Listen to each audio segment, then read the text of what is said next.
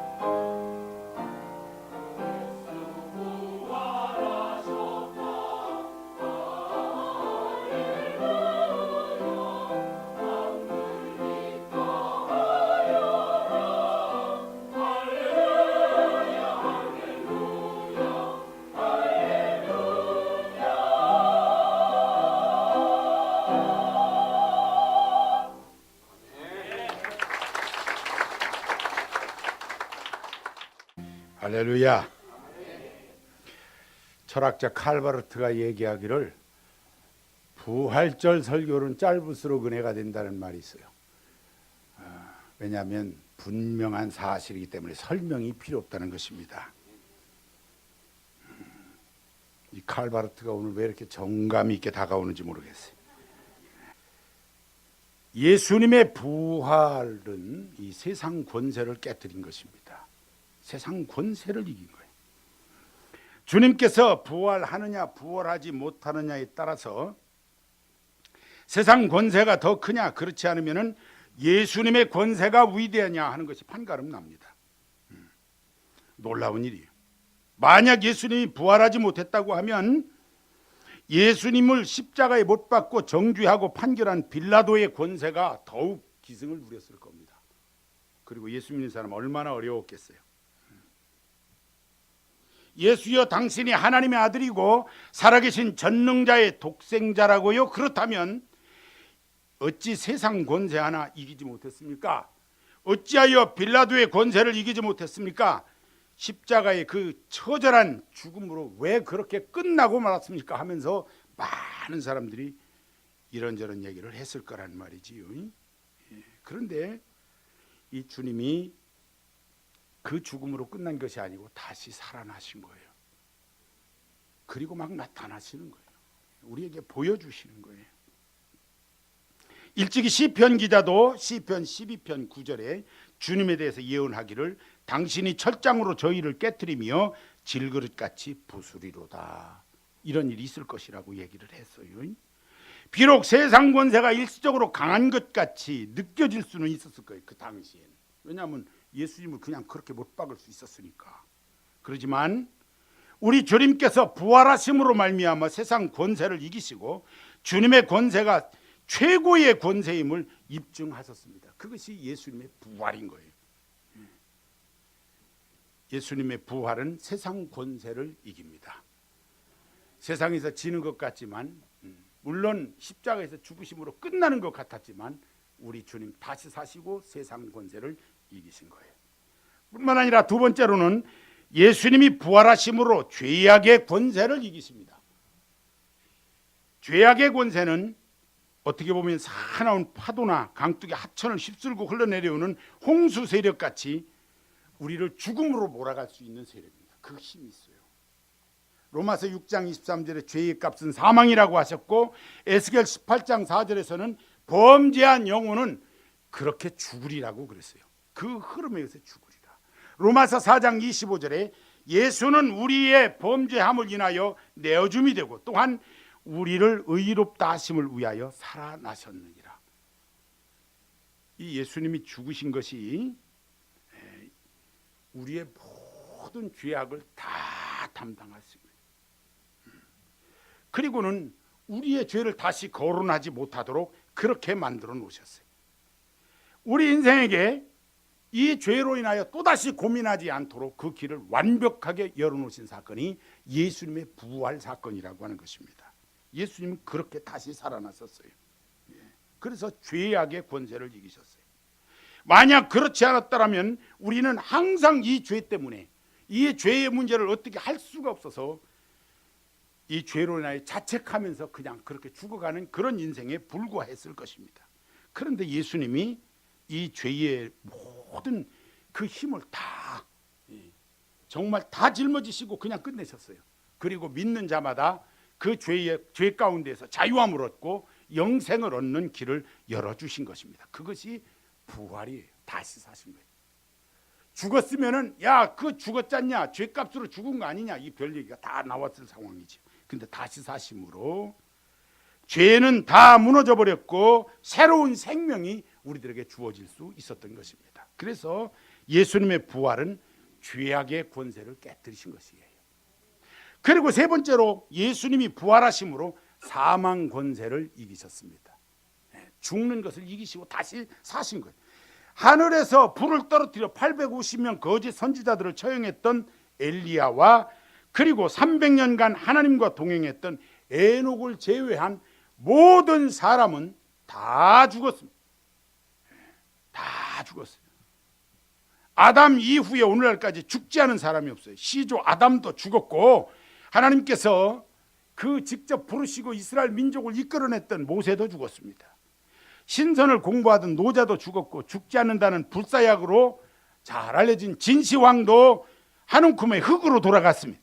내 사전에 불가능이라는 글자를 빼버리라고 했던 나폴레옹도 죽었고 당시 알려진 세계를 다 정복하고 난 다음에 내가 정복할 땅이 없다고 큰 소리 질렀던 알렉산더 대왕도 33살 짧은 일기, 그 짧은 생애를 마쳐야 했습니다.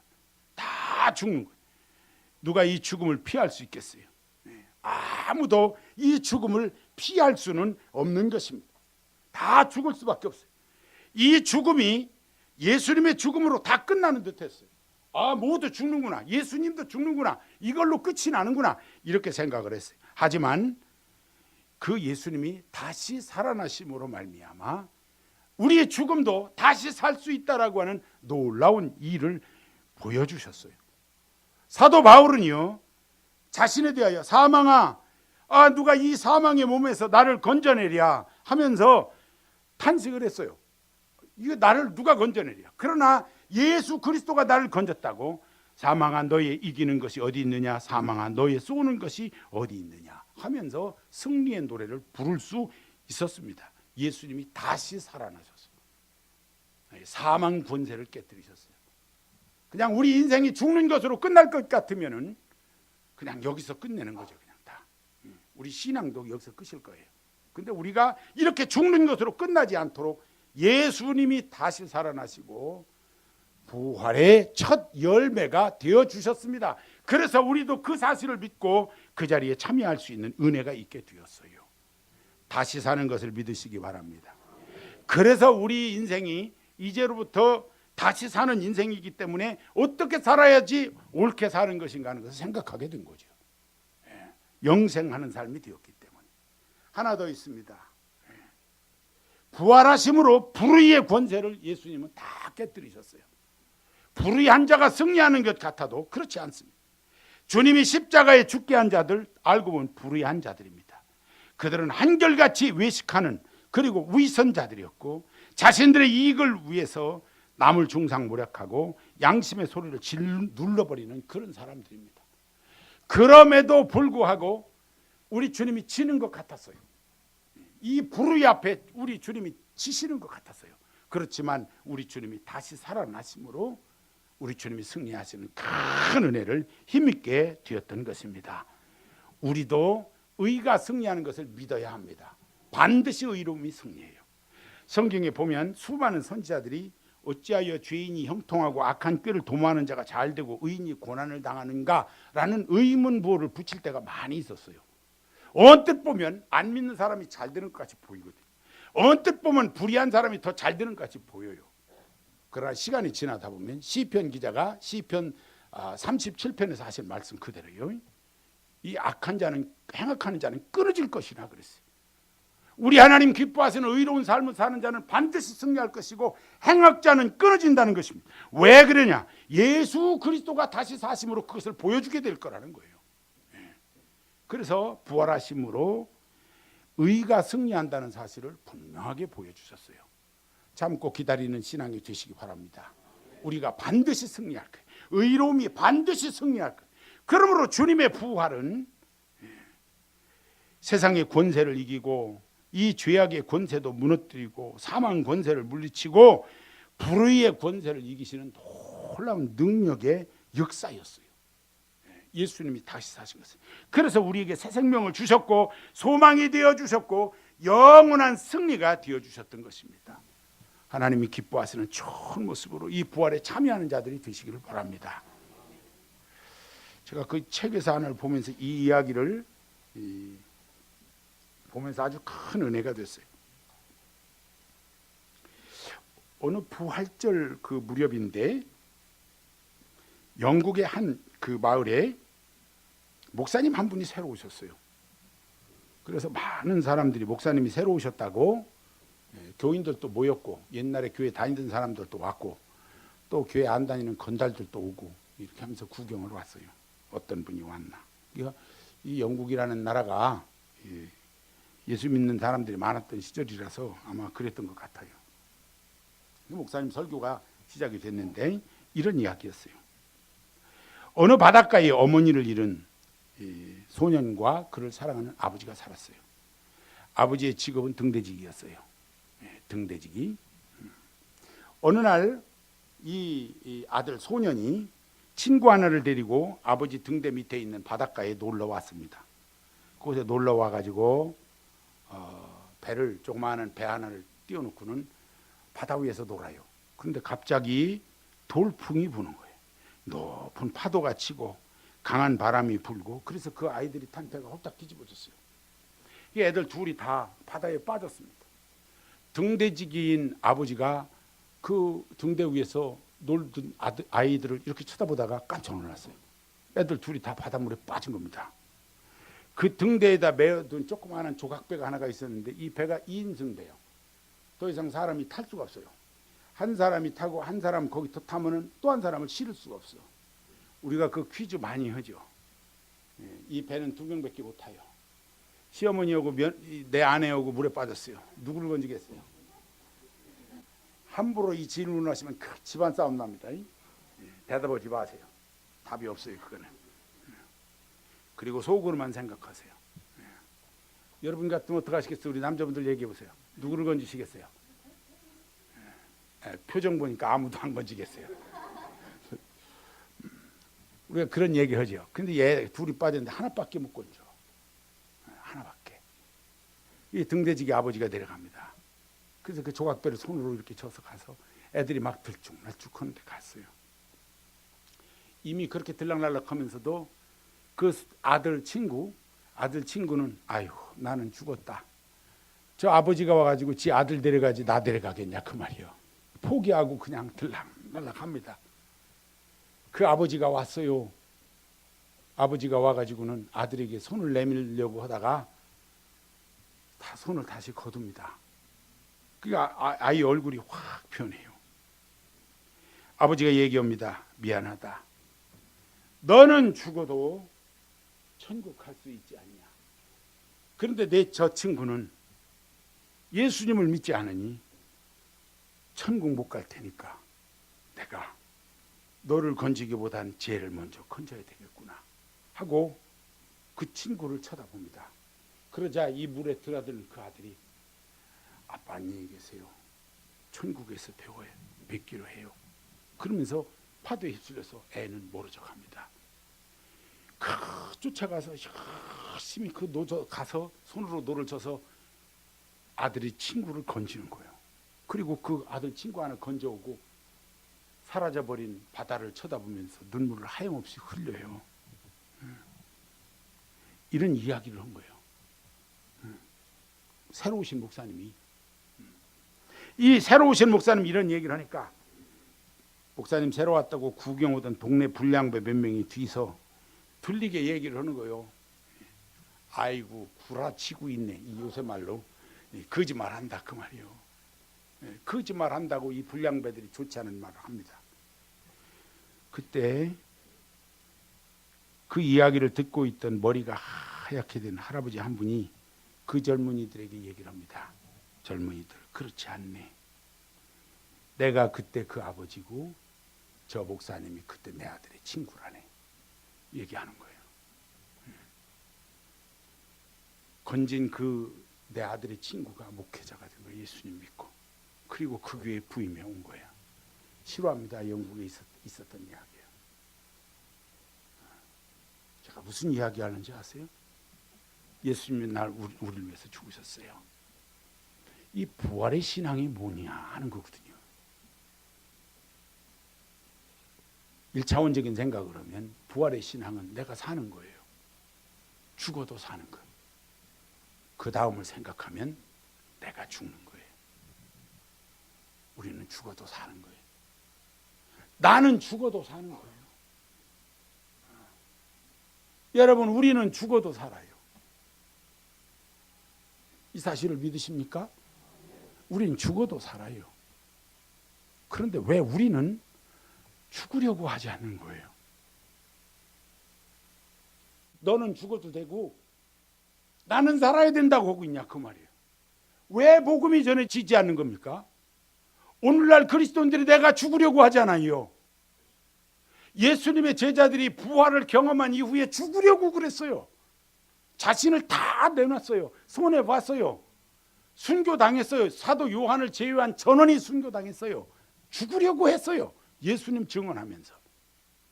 그런데 오늘날 우리 그리스도인들은 죽으려고 하지를 않아요. 영원히 산다면서요. 죽어도 다시 산다면서요.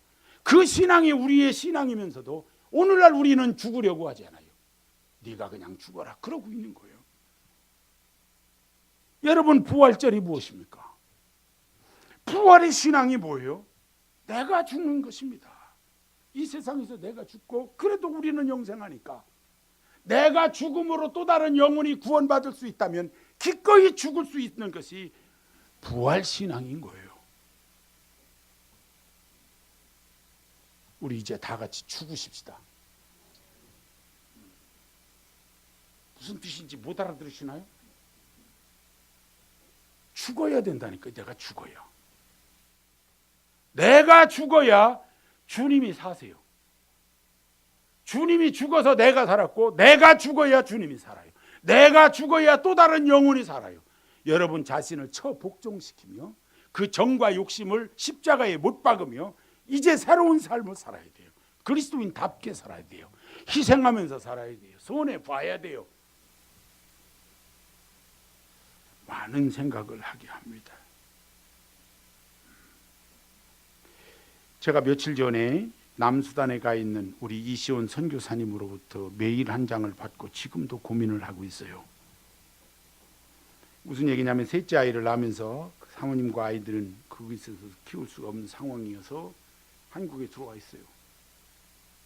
친정에 가 있고 선교사님 혼자 남아 있는데 남수단에 남아 있는 한국인은 단 한 명, 우리 선교사님밖에 없는 거예요.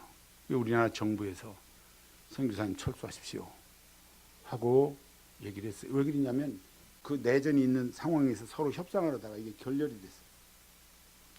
완전 결렬이 돼가지고 엉망진창이 됐어요. 깃발 빨간색으로 빨간색 흰색으로 제가 얘기합니다. 깃발이 그렇게 생겼으니까. 선교사님 여기 살고 있는데 하룻밤 지나고 나면 빨간색 일리 지나갔어. 빨간 지역이 된 거예요. 그 다음날 눈 떠보면 하얀색이었어요. 날마다 바뀌는 진영이. 하룻밤 자고 나면 빨간색, 그 다음 자고 나면 하얀색. 이게 무슨 뜻이냐면 이쪽 군대가 이쪽으로 지나가고 그 다음 날 이쪽 군대가 이렇게 지나가는 거예요.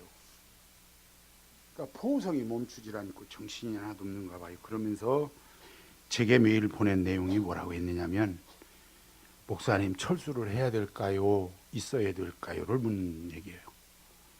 목사님이 하라고 하는 대로 하겠습니다. 이렇게 연락이 왔어요. 제가 답을 할 수가 없어요. 이 부분에 대해서. 이 하나님 뜻이 어디 있을까? 우리 하나님 뜻이 어디 있을까? 이런 생각을 하면서 아직도 제가 답을 못하고 있어요. 그 선교사님의 생명이 위험하고 그 상황이면 떠나야 되지 않을까? 인간적인 생각이 그렇고. 근데 기도하면서 응답이 없어요. 하나님께서 떠나라고 하는 게 좋겠다고 하면 즉시 연락을 하겠는데 그 대답이 없으세요. 그래서 이게 하나님이 무슨 뜻인가 제가 지금 고민을 하고 있는 부분이에요. 잠이 안 와요. 생각을 하면 내가 그 상황에 처해 있으면 이 일을 어떻게 해야 할까. 우리 성도 여러분들도 물론 기도해 주시고요. 기도해 주시고 조만간 연락은 해야 되겠지만 우리 부활하신 우리 주님 생각하면서 우리 자신을 아낌없이 내어놓으면 주께서 살리실 텐데 하는 그런 믿음도 우리가 있으니까 우리 하나님이 어떻게 역사하실지 기다리고 있어요. 응답을 기다리고 있습니다. 하나님이 기뻐하시는 좋은 모습으로 부활신앙을 갖는 게 뭘까 생각하는 대목이에요. 그 목숨을 내어놓고 거기에 꼭 있어야 되는 이유가 뭘까? 주님을 위하여 이제 그 복음을 전하기 위해서 애쓰는 그런 성도들 또는 심지어 이 선교사님들까지 우리가 그 사역지 현장의 모습들을 많이 이렇게 연상하게 됩니다. 근데 우리는 그저 별 불편함 없이 살고 있는 거죠. 별 불편함 없이 그냥 하루하루 이렇게 지내고 있는 거예요. 극단적으로 생각하는 것이 꼭 좋은 것만은 아니에요. 평안하기 때문에. 그러나 나태한 것은 더 우리에게는 좋지 않은 우리의 신앙의 모습이 되어질 수 있어요.